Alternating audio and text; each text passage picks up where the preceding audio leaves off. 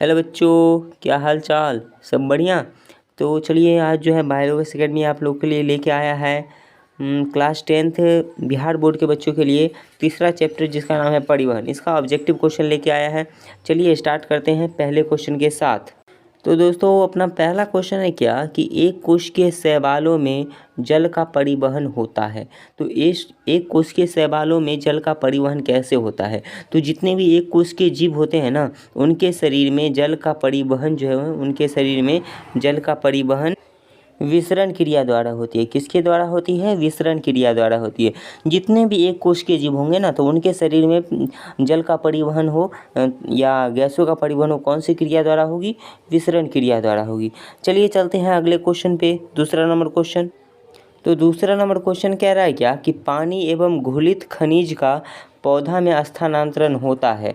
मतलब क्या पौधे में जल एवं खनिज लवण का स्थानांतरण किसके द्वारा होता है? तो जाइलम नलिका के द्वारा होता है। किसके द्वारा होता है? जाइलम नलिका के द्वारा होता है। और ये फ्लोएम क्या करता है? तो फ्लोएम जो है पत्तियों पर बना भोजन को शरीर के अन्य भागों तक, तना, जड़, टहनी, पत्ती, इस सब तक पहुंचाने का काम करता है। फ्लोएम क्या करता है? पत्तियों पर बने भोजन को शरीर के अन्य अंगों तक पहुंचाने का काम करता है। तथा जाइलम क्या करता है? जल एवं खनिज लवण को जड़ से उठा करके और पत्तियों तक पहुंचाता है। इसके बाद तीसरा नंबर क्वेश्चन कह रहा है क्या कि पौधों में खाद्य पदार्थ का स्थानांतरण किस रूप में होता है। मतलब पेड़ पौधों में खाद्य पदार्थों का स्थानांतरण किस रूप में होता है। तो चलिए इसका ऑप्शन देखते हैं, ऑप्शन क्या क्या है। तो ऑप्शन नंबर पहला है ग्लूकोज, दूसरा है सुक्रोज, और तीसरा है स्टार्च, और चौथा क्या है? प्रोटीन। तो इसका आंसर क्या हो जाएगा? इसका क्या हो जाएगा? पौधा में भोजन किस रूप में संचित होता है? तो सुक्रोज के रूप में संचित होता है। किस रूप में संचित होता है? सुक्रोज के रूप में। भोजन का स्थानांतरण किस रूप में होता है? सुक्रोज के रूप में होता है।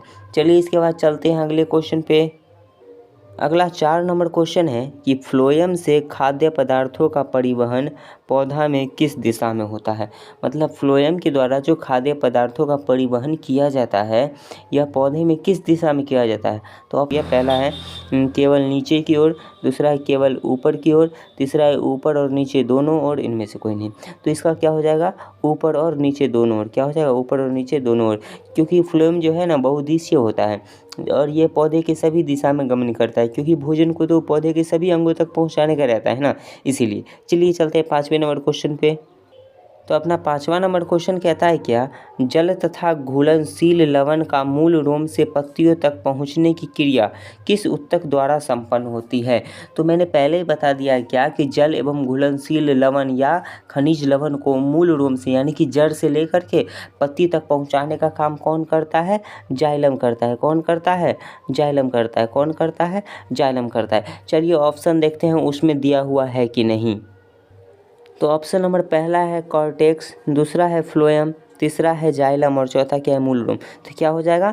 जाइलम हो जाएगा, क्योंकि ये जाइलम ही क्या करता है कि जड़ से जल एवं खनिज लवण को उठाता है और कहाँ तक पहुँचाता है? पौधे के पत्तियों तक पहुँचाता है। तभी तो प्रकाश संश्लेषण हो पाती है पत्ती में, और इसीलिए पत्ती को प्रकाश संश्लेषी अंग कहा जाता है। इसके बाद अपना 6ठा नंबर क्वेश्चन है कि रक्त इनमें किसकी उपस्थिति के कारण लाल दिखता है। मतलब रक्त का लाल रंग किसके कारण होता है। तो पहला है थ्रोम्बिन के कारण, जो कि बिल्कुल गलत है। दूसरा है हीमोग्लोबिन, जो कि बिल्कुल सही है। तो रक्त में उपस्थित हीमोग्लोबिन के कारण ही रक्त का रंग कैसा होता है? लाल होता है। और ये हीमोग्लोबिन किस में पाया जाता है? रक्त के किस कंपोनेंट में? तो आरबीसी में पाया जाता है। किस में पाया जाता है? आरबीसी में पाया जाता है। चलिए अगले क्वेश्चन पे चलते हैं। इसके बाद अपना 7वां नंबर क्वेश्चन है कि शुद्ध या ऑक्सीजनित रक्त को हृदय से शरीर के विभिन्न भागों में ले जाने वाली रक्तवाहिनी क्या कहलाती है। तो जब ही कहेगा शुद्ध रक्त या ऑक्सीजनित रक्त का परिवहन कौन करता है? तो धमनियाँ करती है। कौन करती है? धमनियाँ करती है। तो इसका ऑप्शन नंबर कौन हो जाएगा? क हो जाएगा, पहला हो जाएगा। चलिए चलते हैं अगले क्वेश्चन 8वां नंबर क्वेश्चन पे। चलिए अगला 8वां नंबर क्वेश्चन पे चलते हैं। 8वां नंबर क्वेश्चन क्या है कि हृदय के बेशमों का शिथिलन कहलाता है। हृदय के बेशमों का शिथिलन का मतलब क्या होता है? हृदय में 2 प्रकार की घटना होती है। एक संकुचन तथा दूसरा शीतलन। संकुचन में हृदय की दीवार सिकुड़ जाती है, जबकि शीतलन में फैल जाती है। तो जब सिकुड़ेगा मतलब जब सिकुड़ेगा तो सिस्टोल होगा, और जब फैलेगा मतलब जब शीतलित होगा तो डायस्टोल होगा। तो यहाँ क्या हो जाएगा, हृदय की बेशमों का शीतलन क्या कहलाता है, डायस्टोल कहलाता है। क्या कहलाता है, डायस्टोल कहलाता है। चलिए 9वां नंबर क्वेश्चन पे चलते हैं। तो 9वां नंबर क्वेश्चन कहता है क्या कि पौधों में जल एवं खनिज लवण का संवाहक होता है। पौधों में जल एवं खनिज लवण का संवहन कौन करता है, तो जाइलम करता है। बहुत बार बता चुके हैं, 2-3 क्वेश्चन ऐसा आ चुका है। पौधे में जल एवं खनिज लवण का संवहन कौन करता है, जाइलम करता है। जबकि फ्लोएम क्या करता है, तो पत्ती पर जो भोजन बनता है ना, पत्ती पर जो भोजन बनता है उसी को शरीर के सभी अंगों तक पहुंचाने का काम ये फ्लोएम करती है। और भोजन के रूप में संचित क्या होता है, तो सुक्रोज। क्या होता है संचित, सुक्रोज होता है। क्या होता है संचित, सुक्रोज होता है। चलिए आगे चलते हैं 10वां नंबर क्वेश्चन पे।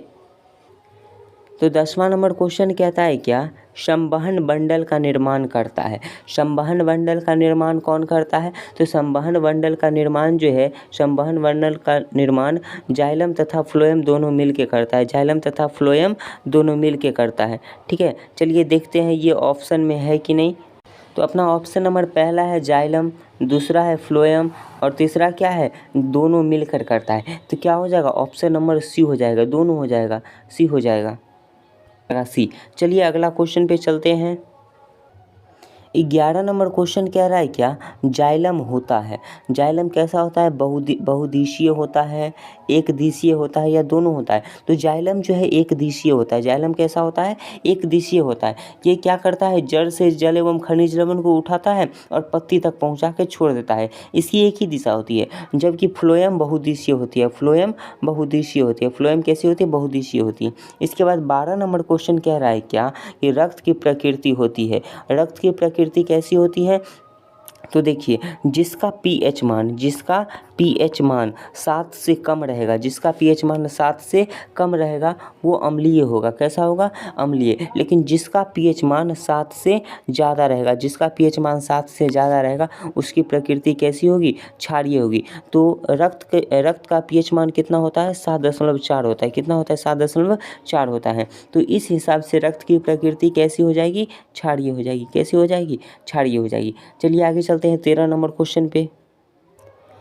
अगर आप लोग को ये सेशन अच्छा लग रहा होगा, ऑब्जेक्टिव का ये सेशन अच्छा लग रहा होगा, तो वीडियो को लाइक कीजिएगा, और चैनल पर अगर पहली बार आए हैं तो चैनल को सब्सक्राइब कर लीजिएगा, और कमेंट बॉक्स में ज़रूर लिखिएगा कि आपको यह वीडियो कैसा लग रहा है, ये सेशन कैसा लग रहा है। चलिए 13 नंबर क्वेश्चन पर चलते हैं। 13 नंबर क्वेश्चन कह रहा है क्या, रक्त का पीएच मान कितना होता है। तो अभी जस्ट बताएं, रक्त का पीएच मान कितना होता है, 7.4 होता है, और ये 7 से ज़्यादा है, इसलिए इसकी प्रकृति कैसी होती है, क्षारीय होती है। इसकी प्रकृति कैसी होती है, क्षारीय होती है। चलिए इसके बाद चलते हैं 14 नंबर क्वेश्चन पर। तो 14 नंबर क्वेश्चन क्या है, 14 नंबर क्वेश्चन कह रहा है क्या कि फाइब्रिनोजेन रहित प्लाज्मा को क्या कहते हैं। फाइब्रिनोजेन रहित प्लाज्मा को क्या कहते हैं, तो जब हमारे रक्त से फाइब्रिनोजेन अलग हो जाता है तो उस प्लाज्मा को सीरम कहते हैं। क्या कहते हैं, सीरम कहते हैं। तो फाइब्रिनोजेन रहित प्लाज्मा को क्या कहते हैं, सीरम कहते हैं। क्या हो जाएगा, डी हो जाएगा। चलिए आगे चलते हैं 15 नंबर क्वेश्चन पर। 15 नंबर क्वेश्चन कहता है क्या, हीमोग्लोबिन पाया जाता है। हीमोग्लोबिन किस में पाया जाता है, तो बताएं, पीछे बताएं ना, रक्त वाला में। तो हीमोग्लोबिन आरबीसी में पाया जाता है। आरबीसी का फुल फॉर्म क्या होता है, आरबीसी का फुल फॉर्म होता है रेड ब्लड सेल। क्या होता है, रेड ब्लड सेल। आरबीसी का फुल फॉर्म क्या होता है, रेड ब्लड सेल होता है। चलिए आगे चलते हैं 16 नंबर क्वेश्चन पर। 16 नंबर क्वेश्चन कहता है क्या, मनुष्य के हृदय में बेशमों की संख्या होती है। तो मनुष्य के हृदय में बेशमों की संख्या मतलब हृदय में कितने कोष्ठ होते हैं, मनुष्य के हृदय में कितने कोष्ठ होते हैं। कितने होते हैं, 4 होते हैं। कितने होते हैं, 4 होते हैं। मनुष्य के हृदय में कोष्ठकों की संख्या कितनी होती है, बेशमों की संख्या कितनी होती है, 4 होती है। चलिए आगे चलते हैं 17 नंबर क्वेश्चन पर चलते हैं। चलिए आगे 17 नंबर क्वेश्चन है कि हृदय किससे ढकी होती है। तो हृदय किससे ढकी होती है, पेरिटोनियम से ढकी होती है। यहाँ पे मिस्टेक हो गया है, हृदय किससे ढुकी होती है। तो यहाँ कहीं ढुकने उकने की बात नहीं कर रहा है, और ढुकने उकने पर ध्यान भी नहीं देना है। तो यहाँ कह रहा है हृदय किससे ढकी होती है। तो किससे ढकी होती है, पेरिटोनियम नामक झिल्ली से ढकी होती है। हृदय किससे ढकी होती है, पेरिटोनियम नामक झिल्ली से ढकी होती है। इसके बाद 18 नंबर क्वेश्चन कह रहा है क्या, हृदय के दीवारों पर उत्पादित विद्युत धारा को मापा जाता है। अब कहिएगा क्या, हृदय की दीवारों पर क्या विद्युत धारा भी उत्पन्न होता है? हाँ होता है, तभी तो हृदय की दीवार कंपन कर पाती है, जिसके कारण हृदय में धड़कन उत्पन्न होता है। तो वो जो होता है उत्पन्न, वो करता कौन है, तो वो करता है SA नोड। कौन करता है? SA नोड करता है, SA नोड करता है। और ये जो धारा उत्पन्न होती है, इसे मापा किससे जाता है, तो इलेक्ट्रोकार्डियोग्राफ से मापा जाता है। किससे मापा जाता है? इलेक्ट्रोकार्डियोग्राफ से मापा जाता है। हृदय की दीवारों पर उत्पादित विद्युत धारा को किससे मापा जाता है? इलेक्ट्रोकार्डियोग्राफ से मापा जाता है। इसके बाद अपना 19 नंबर क्वेश्चन क्या कहता है कि सामान्य रक्तचाप में सिस्टोलिक प्रेशर होता है। तो सामान्य रक्तचाप में सिस्टोलिक प्रेशर कितना होता है दोस्तों, कितना होता है? तो सिस्टोलिक प्रेशर होता है 120 mmHg। कितना होता है? 120 mmHg। और डायस्टोलिक प्रेशर कितना होता है? 80 mmHg। डायस्टोलिक प्रेशर कितना होता है? डायस्टोलिक प्रेशर कहेगा तो डायस्टोलिक प्रेशर कितना हो जाएगा? 80 mmHg हो जाएगा। और सिस्टोलिक प्रेशर कितना हो जाएगा? 120 mmHg। चलिए लास्ट क्वेश्चन पे चलते हैं। अगर वीडियो अच्छा लग रहा होगा तो वीडियो को लाइक कीजिएगा, चैनल पर पहली बार है तो चैनल को सब्सक्राइब कीजिएगा, और कमेंट तो ज़रूर कीजिएगा कि आप लोग को ये कैसा लग रहा है सेशन। तो अपना लास्ट क्वेश्चन कह रहा है क्या कि SA नोड को और किस नाम से हम लोग जानते हैं? SA नोड को क्या कहा जाता है? तो SA नोड को पेस मेकर भी कहा जाता है। क्या कहा जाता है? पेस मेकर भी कहा जाता है। SA नोड को क्या कहा जाता है? पेस मेकर कहा जाता है। तो आज का सेशन यहीं पे एंड होता है। तो चलिए मिलते हैं फिर अगले वीडियो में, तब तक के लिए जय हिंद।